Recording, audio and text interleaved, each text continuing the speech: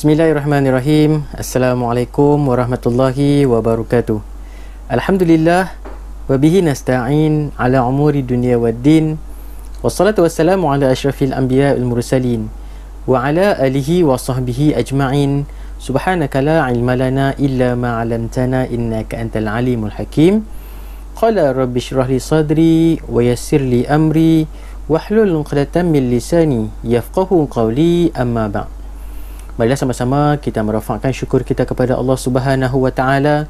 Segala kurniaan limpah rahmat yang Maha Esa dapat sama-sama kita meneruskan kehidupan, dan alhamdulillah kita dapat sama-sama meneruskan pengajian secara online pada kali ini. Selamat datang ahlan wa sahlan ke rancangan study online pendidikan Islam bersama Ustaz Rohisham Abidin. Kaifahalukum? Moga-moga didoakan agar sentiasa diberikan kesihatan, keceriaan, kebahagiaan selamanya, berpanjangan hingga ke jannah, insya-Allah. Okey. Jadi pada kali ini kita akan sama-sama meneruskan pembelajaran kita. Jadi pada kali ini kita akan masuk pada pelajaran yang kelima, tajuknya memahami sunnatullah. Jadi dah sedia? Jom sama-sama kita mulakan untuk pembelajaran pada kali ini. Sebelum kita mulakan pembelajaran, sama-sama kita mulakan dengan yang pertama. Duduk dengan tertib dan tenang seperti biasalah. Duduk dengan keadaan yang paling selesa, paling orang kata sesuai untuk kita menikmati pembelajaran. Macam tu ayat dia. Okey, kemudian kita akan sama-sama mulakan pembelajaran kita pada kali ini dengan surah Al-Fatihah dan selawat kepada Nabi sallallahu alaihi wasallam. Kita mula dengan surah Al-Fatihah. A'udzubillahi minasyaitonirrajim. Bismillahirrahmanirrahim. Alhamdulillahi rabbil alamin. الرحمن الرحيم مالك يوم الدين إياك نعبد وإياك نستعين اهدنا الصراط المستقيم صراط الذين أنعمت عليهم غير المغضوب عليهم ولا الضالين آمين. اللهم صل على محمد وعلى آله وصحبه وبارك وسلم. اللهم صل على محمد وعلى آله وصحبه وبارك وسلم. اللهم صل على محمد وعلى آله وصحبه وبارك وسلم. Kemudian kita teruskan dengan doa penerang hati. A'udzubillahi samii alim minasyaitonir rajim. Bismillahirrahmanirrahim. Allahumma iftah 'alaina hikmataka wa anshur 'alaina min khazaini rahmatika ya arhamar rahimin. Rabbi zidni ilman warzuqni fahman waj'alni minal muslimin. Sallallahu alaihi wasallam Muhammad wa ala alihi wasallam. Alhamdulillahirabbil alamin. Kemudian kita seperti biasa pastikan setiap peralatan pembelajaran kita siap berada di atas meja para pelajar sekalian. Kita akan teruskan dengan ikhlaskan hati dan jom fokus untuk pembelajaran kita pada kali ini. Pelajaran 5, memahami sunnatullah. Bidang Al-Quran, buku teks muka surat 29 hingga 35. Are you ready? Dah bersedia? Baiklah, sama-sama kita mulakan pembelajaran pada kali ini.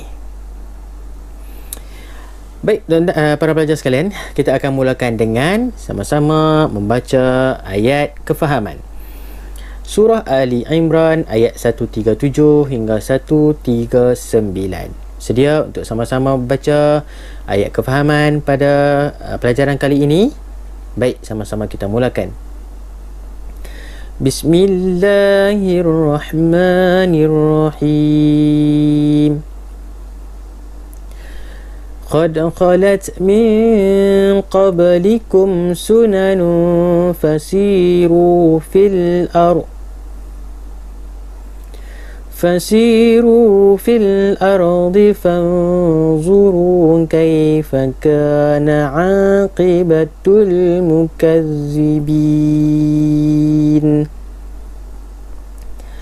هذا بيان للناس وهدى وموعظة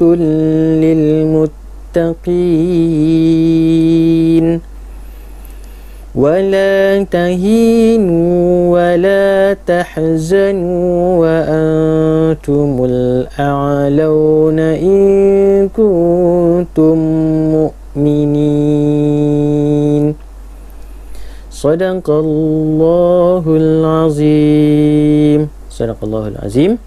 Maka selesai bacaan ayat fahaman kita pada surah Ali Imran ayat 137 hingga 139.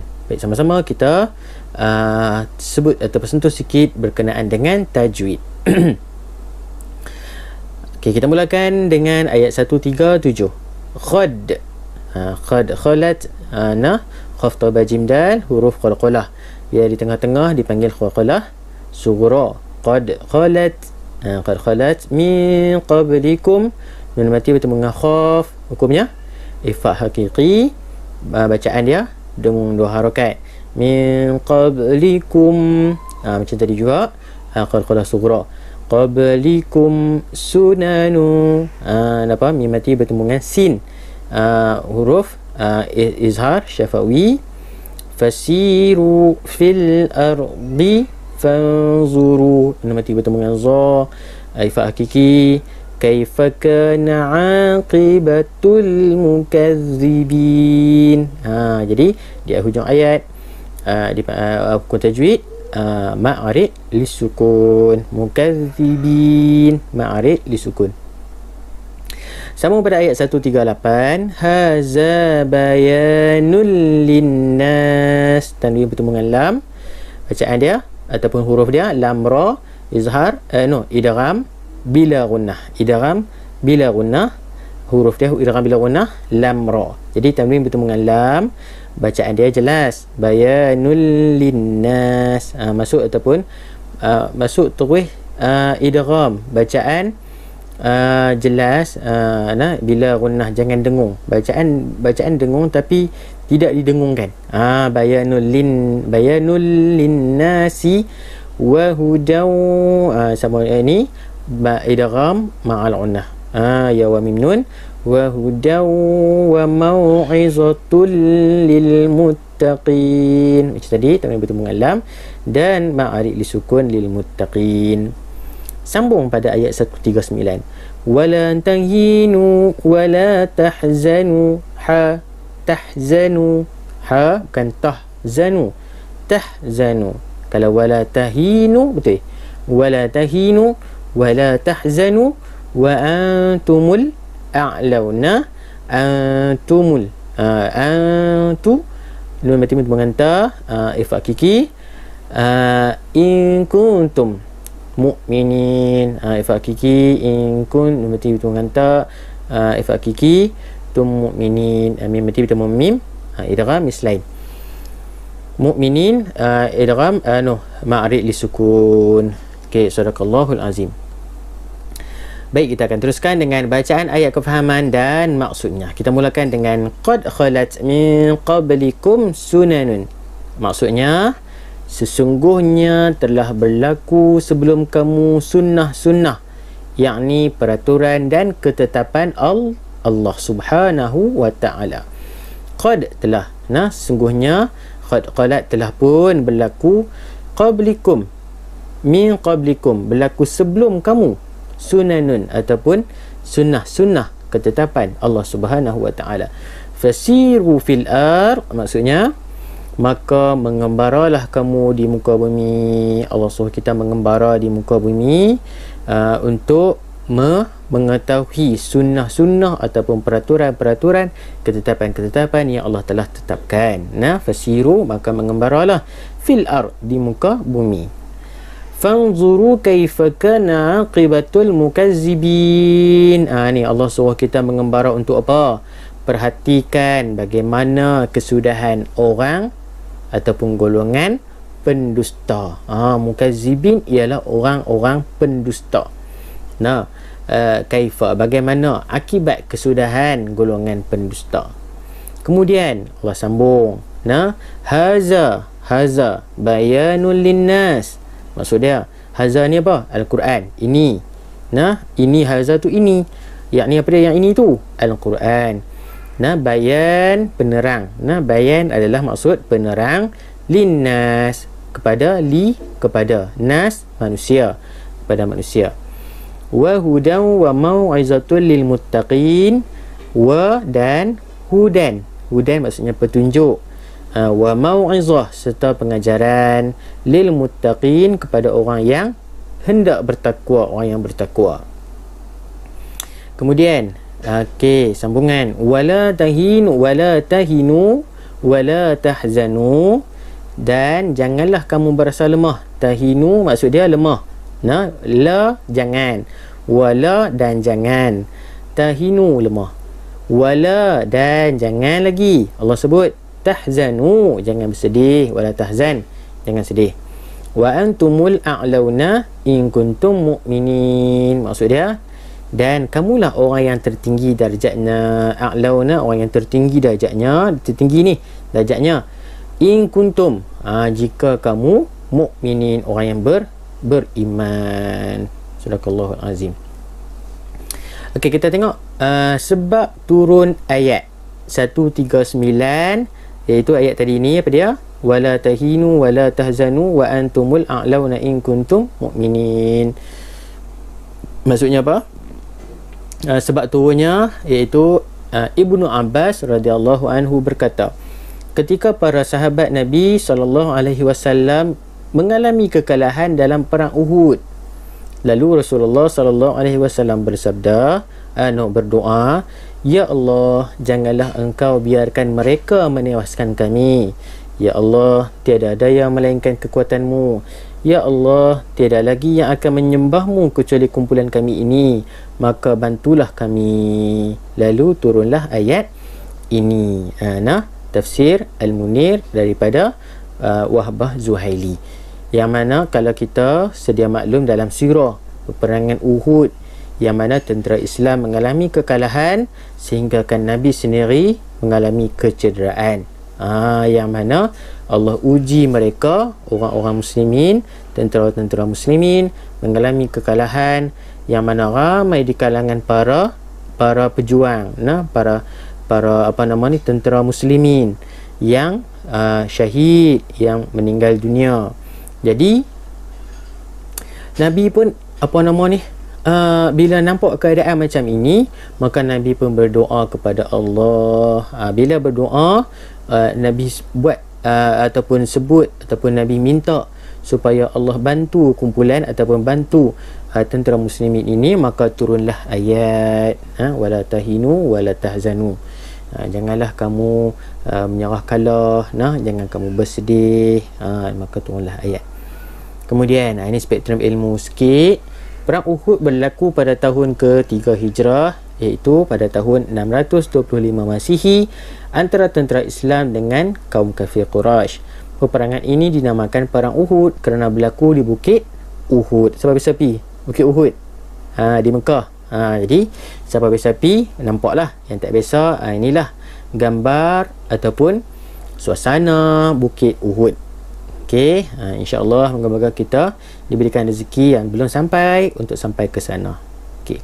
Kemudian kita tengok pada konsep sunnatullah. Maksud sunnatullah itu ialah sistem dan peraturan yang ditetapkan oleh Allah Subhanahu wa taala terhadap semua makhluk, dan tiada sesiapa yang boleh menghalang atau mengubah ketetapan tersebut.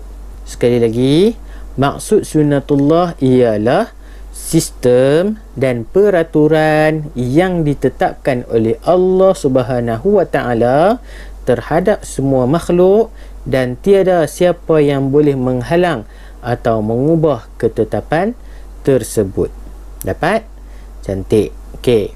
Boleh highlight lah, kalau siapa yang dah print nota, highlightkan di situ. Ada berapa ciri ataupun kriteria jawapan yang perlu ada. Ada berapa? Semua peraturan yang ditetapkan oleh Allah, 1. Terhadap semua makhluk, 2. Dan tidak siapa yang boleh menghalang atau mengubah ketetapan tersebut. Ada berapa? 3. Orang panggil apa? Point. 3 poin yang perlu ada bagi maksud sunnatullah. Kemudian kita masuk ke konsep sunnatullah. Okey, sunnatullah meliputi beberapa perkara. Antaranya yang pertama, sunnatullah bersifat tetap dan kekal dengan izin Allah Subhanahu wa ta'ala. Allah berfirman dalam surah Al-Ahzab ayat 62, A'udzubillahi minasyaitonirrajim, sunnatullahi fil ladzina khalau min qabl wa lan tajida li sunnatillahi tabdila. Yang mana maksudnya demikianlah menurut sunnatullah yang berlaku kepada orang yang telah lalu. kamu tidak akan mendapati perubahan kepada sunnatullah itu. Maknanya benda yang dah pun berlaku ataupun ketetapan yang telah pun berlaku adalah bersifat tetap dan kekal, tidak boleh diubah, tidak boleh diubah suai lah, tidak boleh ada perubahan. Dia bersifat tetap dan kekal dengan izin Allah Subhanahu wa ta'ala. Yang pertama apa tadi? Bersifat tetap dan kekal dengan izin sunnatullah, yang pertama. Yang kedua, sunnatullah merangkumi semua makhluk. Tadi tetap. Yang kedua, merangkumi semua makhluk.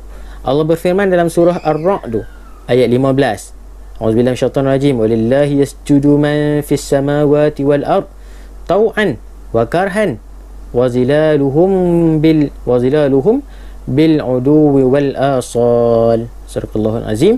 Dan kepada Allah bersujud segala yang ada di langit dan di bumi dengan sukarela atau terpaksa, dan juga bayang-bayang mereka pada waktu pagi dan petang. Maksudnya bukan setengah sahaja yang tertakluk kepada sunnatullah, bahkan semua makhluk yang ada, semua makhluk ciptaan Allah Subhanahu wa ta'ala, tiada satu pun terlepas daripadanya, semuanya tertakluk kepada sunnatullah. Sehingga kan bayang-bayang juga adalah mengikut ketetapan Allah Subhanahu wa ta'ala. Okey, dan yang ketiga, sunnatullah ini ialah berasaskan kepada konsep asbab, musabbab dan akibat. Sebablah musabbab perkara yang menyebabkannya, musabbab perkara yang menyebabkannya, dan akibat akibat kesan daripada sebab itu tadi. Okey, contohnya dia ada contoh. Kejadian awan dan hujan berlaku melalui proses penyejatan dan kondensasi. Jadi sekali kita tengok yang mana satu sebab, yang mana musabbab dan yang mana akibat. Firman Allah dalam surah An-Nur ayat 43. Okey, para pelajar boleh baca, agak panjang ni sini kan. Tak apa. Jadi Ustaz baca dia punya makna je sahaja. Tidakkah engkau melihat bahawasanya Allah mengarahkan awan bergerak perlahan-lahan, kemudian dia mengumpulkan antara bahagian-bahagiannya, kemudian dia menjadikan tebal berlapis-lapis? Allah tanya, tidakkah kita ni orang muslimin, orang yang beriman, orang yang berakal, orang yang membaca Al-Quran, fikir bahawa Allah yang menggerakkan awan-awan itu perlahan-lahan, kemudian berkumpul, kemudian menjadi tebal berlapis-lapis. Selepas itu engkau melihat hujan turun dari celahnya. Dah berkumpul, Allah telah mengarahkan awan berkumpul, kemudian Allah arahkan pula hujan turun dari celah-celah awan tadi. Dan Allah pula menurunkan hujan batu dari langit daripada gumpulan awan besar, lalu dia menimpakan hujan batu itu kepada sesiapa yang dia kehendaki, serta menjauhkan daripada sesiapa yang dia kehendaki. Sinaran kilat yang terpancar dari awan itu hampir-hampir menghilangkan penglihatan. Maknanya apa? Semua perkara yang berlaku adalah ketetapan Allah Subhanahu wa ta'ala. Sebab dia nak menurunkan hujan ataupun ada sesuatu perkara yang Allah arahkan awan itu untuk menurunkan hujan. Okey, jadi musababnya berlakulah kondensasi, penyejatan dan sebagainya. Jadi akibatnya hujan turun. Macam tu cerita dia. Okey, jadi seterusnya kepentingan mengkaji dan meneliti sejarah umat terdahulu. Yang pertama, kepentingan mengkaji, meneliti sejarah umat terdahulu. Dapat mengenal pasti sebab kejayaan umat terdahulu. Jadi kepentingan yang pertama, dapat tahu kejayaan umat terdahulu. Sebab tu kita kena kaji. Contoh yang pertama, kaum Nabi Yusuf alaihi salam. Yang mana mereka menyimpan bekalan semasa musim menuai atas nasihat Nabi Yusuf alaihi salam. Yang mana kisah dalam surah Yusuf, Nabi Yusuf sebagai Menteri Kewangan telah pun mengarahkan rakyatnya untuk menyimpan makanan selama 7 tahun. Jadi akibatnya apa? Selamat menghadapi kemarau panjang selama 7 tahun. Jadi dia tak kebuluran. Jadi itu kejayaan umat terdahulu yang ada dalam Al-Quran dan mengikut sunnatullah. Yang kedua, Talut dan tenteranya. Yang mana kisah pada zaman Nabi Nabi Daud alaihi salam. Okey, mempunyai kelebihan ilmu pengetahuan dan tubuh yang kuat. Mereka ni ada ilmu dan juga ada tubuh yang kuat. Maka mereka dapat menewaskan tentera Jalut yang ramai. Tentera Jalut ialah tentera yang jahat. Tentera Talut tentera yang baik. Jadi Nabi Daud menolong yang mana asalnya Nabi Daud tidak dapat ataupun tidak dibenarkan untuk bersama. Namun begitu Nabi Daud berdiri di atas bukit. Kemudian Nabi Daud mengambil lastik. Kemudian melastik, mengambil satu batu. Bismillah. Nabi Daud lastik, maka kena mata tepat pada Raja Jalut. Maka Raja Jalut pun dengan izin Allah terus mati. Jadi berjayalah tentera Talut dalam menewaskan tentera Jalut yang ramai. Kemudian yang kedua, dapat mengetahui sebab kemusnahan umat terdahulu. Tadi kejayaan, sekarang sebab kemusnahan umat terdahulu. Yang pertama contohnya kaum Samud, umat Nabi Saleh alaihi salam. Yang mana mereka bersifat angkuh dan menuduh Nabi Saleh seorang pendusta. Nabi Saleh mai duk bawa risalah, mai bawa ajaran agama yang mana Allah turunkan kepada Nabi Saleh untuk disebarkan, diajarkan kepada kaumnya. Tapi mereka tak mahu terima dan mereka kata Nabi Saleh ni orang yang tipu. Maka akibatnya dibinasakan dengan petir dan gempa bumi yang dahsyat. Itu kemusnahan. Yang kedua, kaum Lut, ataupun kaum Sodom, umat Nabi Lut alaihi salam, yang mana mereka ingkar pada perintah Allah dengan mengamalkan homoseks. Hubungan sejenis. Laki dengan laki, perempuan dengan perempuan, dan meliwat dan sebagainya.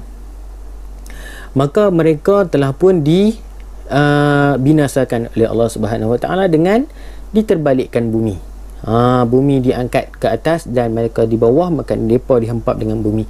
Maka itulah akibat daripada keingkaran pada perintah Allah Subhanahu Wa Taala kaum Nabi Lut alaihi salam. Dan yang ketiga, menjadikan iktibar dalam kehidupan dengan berpegang teguh pada akidah yang benar dan berakhlak mulia. Bila kita tahu sejarah, bila kita tahu kejadian-kejadian yang berlaku sebelum-sebelum ini, maka kita boleh menjadikannya sebagai iktibar dalam kehidupan. Boleh, insya-Allah. Kita teruskan dengan spektrum ilmu.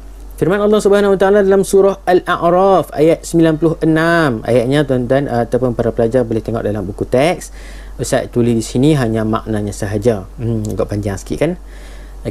Dan maksudnya, dan yakni Tuhan berfirman lagi, sekiranya penduduk negeri itu beriman dan bertakwa, pastilah kami akan memberi keberkatan dari langit dan bumi. Tetapi mereka mendustakan siapa? Rasul kami. Lalu kami timpakan mereka dengan azab disebabkan apa-apa yang telah mereka usahakan. Itu sebab, musabab dan akibat. Jadi sebabnya mereka ni ingkar. Contoh kan, kaum Lut tadi ni ingkar. Kaum Nabi Saleh tadi, mereka tak mahu nak dengar ajaran yang Nabi bawa. Kemudian dia bawa apa? Mereka kata Nabi Saleh ni orang yang tipu. Bahkan Nabi kita sendiri pun dikatakan sebagai orang yang gila dan sebagainya. Maka akibatnya ialah mereka ditimpakan dengan azab yang begitu dahsyat sekali. Kita akan teruskan dengan kesan memahami sunnatullah. Kesannya yang pertama, meyakini setiap yang berlaku dalam kehidupan mengikut ketetapan dan kehendak Allah Subhanahu Wa Taala yang maha bijaksana. Yakin setiap apa yang berlaku dalam kehidupan semuanya Allah telah tetapkan. Yang pertama. Yang kedua, merancang strategi dengan teliti dalam setiap tindakan untuk mencapai kejayaan. Nak dapat kejayaan, buat strategi. Nak dapat kejayaan, rancang dulu dengan teliti. Apa benda yang kita nak buat? InsyaAllah kita akan dapat kejayaan yang kita inginkan. Yang ketiga, menerima ketetapan Allah Subhanahu Wa Taala dengan bersikap positif dalam setiap keadaan. Maknanya redha, pasrah, open dalam hati bahawa setiap apa yang berlaku semuanya telah ditetapkan oleh Allah Subhanahu Wa Taala dan setiap apa yang berlaku juga adalah yang terbaik untuk kita. Jadi itu ceritanya. Kemudian yang keempat, mengkaji dan menyelidiki kejadian alam untuk pembangunan dan kemajuan umat Islam. Kaji, selidik Sebab tu kita kena belajar ilmu. Dan yang kelima, membentuk jati diri dan semangat jihad yang tinggi dalam berdepan cabaran kehidupan. Boleh kita tengok sikit. Jadi inilah 5 kesan memahami sunnatullah. Boleh dapat insya-Allah. Dan spektrum ilmu, fenomena kerosakan yang berlaku di muka bumi adalah sebagai satu bentuk pendidikan dan peringatan kepada manusia agar kembali kepada landasan dan matlamat hidup yang sebenar berteraskan syariat Islam. Kata-kata siapa? Dr. Yusuf Al-Qaradawi, seorang pemikir Islam, seorang mujahid, mujtahid, orang yang cukup hebat, yang mana telah memberikan nasihat kepada kita bahawa setiap apa yang berlaku atas muka bumi ini, musibah, bencana, semuanya adalah peringatan, pendidikan daripada Allah Subhanahu Wa Taala untuk kita kembali kepadanya. Jadi kita sekarang sedang dalam musibah, kan? Mungkin 2 tahun, 3 tahun, 10 tahun lagi akan tengok video ni. Untuk makluman, sekarang manusia sedang menghadapi musibah pandemik COVID-19. Jadi nak cerita kot 10 tahun lagi tengok balik video ni, kan? Jadi tahun 2020 manusia sekarang mengalami musibah yang cukup besar, yang cukup berat. Moga-moga Allah mengangkat musibah ini dengan segera, dan insya-Allah moga-moga dengan musibah yang berlaku ini Allah mengangkat darjat-darjat kita semua, insya-Allah. Dan yang terakhir, spektrum ilmu, firman Allah Subhanahu Wa Taala dalam surah Ar-Ra'd ayat 11, A'udzubillahi minasyaitonirrajim, innallaha la yughayyiru ma biqaumin hatta yughayyiru ma bi anfusihim. Sungguhnya Allah tidak akan mengubah apa-apa yang ada pada satu kaum sehingga mereka mengubah apa yang ada pada diri mereka sendiri. Bukan kaum itu saja, diri kita sendiri. Nak jadi baik, nak jadi hebat, nak jadi orang yang berjaya, ubah dulu diri kita. Nak tengok orang lain berjaya, nak tengok orang lain seronok dengan kita seronokkan mereka dengan kejayaan yang kita boleh bagi kepada mereka, terutamanya kepada mak ayah kita. Pelajar-pelajar sekalian, belajar rajin-rajin, insya-Allah mak ayah akan bangga dan juga seronok dengan kita. Tu semangat tak? Jadi kita kena ubah diri kita. Nak jadi baik, nak jadi hebat, nak jadi cerdik, nak jadi pandai, belajar dan juga ubah ke arah yang lebih baik. Itu cerita dia. Nak harap orang, tak boleh. Kita sendiri kena ubah. Kita sendiri kena azam untuk hijrah. Gitu cerita dia. Boleh? InsyaAllah boleh. Dan pengajaran ayat, pengajaran ayat sebagai umat Islam, kita hendaklah meyakini bahawa Allah Subhanahu Wa Taala telah mengaturkan kehidupan manusia bersesuaian dengan peraturan dan ketetapannya. Setiap berlaku, Allah dah atur elok dah. Ingat. Yang kedua, kita hendaklah menjadi pengembara di muka bumi supaya dapat mengetahui dan menyelidiki sunnatullah. Jangan duduk di rumah saja. Rajin-rajin jalan. Tapi kalau waktu ni jangan berjalan tekak sangat. Bahaya di luar sana. Jadi Allah suruh kita jalan.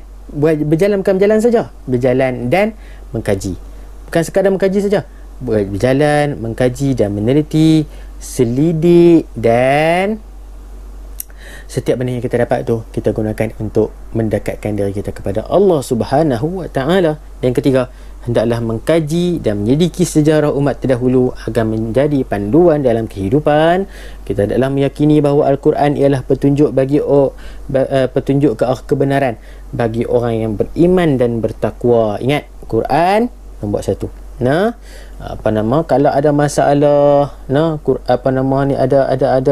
ada rasa macam was-was dalam diri, fa in tanaza'tum fi syai'in faruddu ila Allah wa rasulih. Allah sebut kalau ada masalah dalam kehidupan, baliklah kepada Allah dan Rasulnya, Al-Quran dan sunnah Nabi SAW. Yakinlah bahawa itulah kebenaran kepada orang yang beriman dan bertakwa. Yang kelima, kita adalah menjauhi sikap lemah dan mudah berputus asa ketika menerima ujian dalam kehidupan. Ingat, tabahkan hati, jangan putus asa dan sentiasa kuat dalam menghadapi ujian dalam kehidupan. Nak periksa, mungkin dapat keputusan tak apa cantik, jangan kecewa, jangan sedih, teruskan semangat. InsyaAllah kita akan dapat kejayaan yang kita impikan berbekalkan doa dan juga bantuan dan juga redha Allah Subhanahu Wa Taala. Usaha kita juga diselitkan bersama. Gitu. Boleh tak? InsyaAllah. Dan yang keenam, tiba semangat lain macam pula noh. Tak apalah.